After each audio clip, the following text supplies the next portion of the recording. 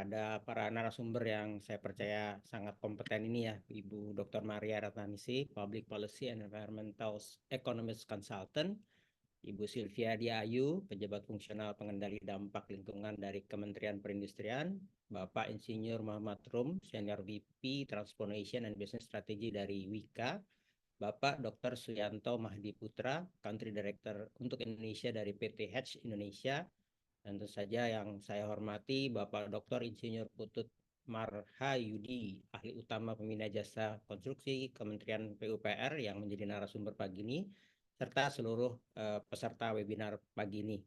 Assalamualaikum warahmatullahi wabarakatuh. Salam sehat, Waalaikumsalam Waalaikumsalam warahmatullahi untuk wabarakatuh. kita semua.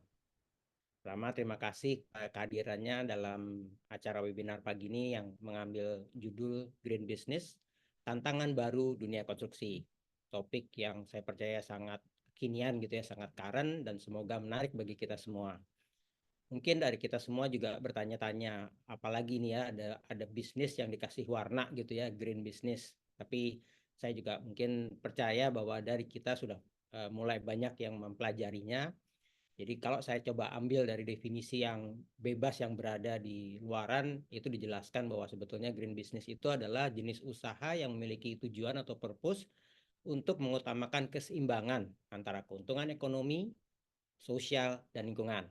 Kedengarannya mungkin sangat simpel bagi kita ya, tapi menurut saya itu sangat masuk akal. Atau itu juga merupakan satu-satu yang sering sekali muncul di dalam pikiran kita gitu. Bagaimana kita mengeseimbangkan itu antara keuntungan ekonomi, sosial, dan lingkungan.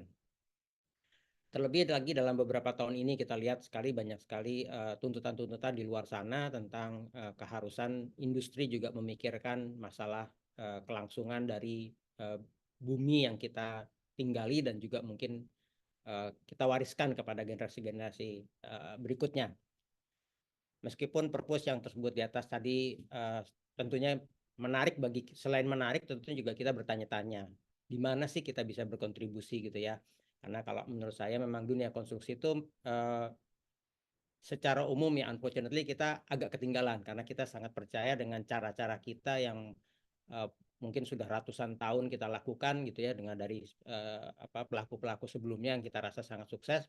Hari ini kita mesti menilai diri kita lagi, apalagi banyak tuntutan baru, terutama dalam topik green business ini. Kalau mungkin kita juga dengarkan atau mungkin kita ketahui bahwa sekarang ini sudah makin banyak dari terutama para investor yang mempersyaratkan atau memasukkan di dalam persyaratan tentang tentang aspek dari sustainability atau mungkin green business yang tentunya akan karena umumnya dunia industri akan perlu menggunakan atau masih memerlukan investor-investor, jadi perlu menyesuaikan. Oleh karena itu kita yang bekerja atau kemudian mensupport pertumbuhan industri dengan melalui jasa konstruksi, tentu kita juga harus mulai mengetahui atau bahkan lebih jauh lagi berkontribusi. Memang masih menjadi pertanyaan besar bagi kita semua adalah kalau kita kontribusi di bagian mananya gitu ya. Bagaimana caranya kita juga bisa mendeliver value dari apa yang terkait atau mendukung dengan green business tersebut gitu ya.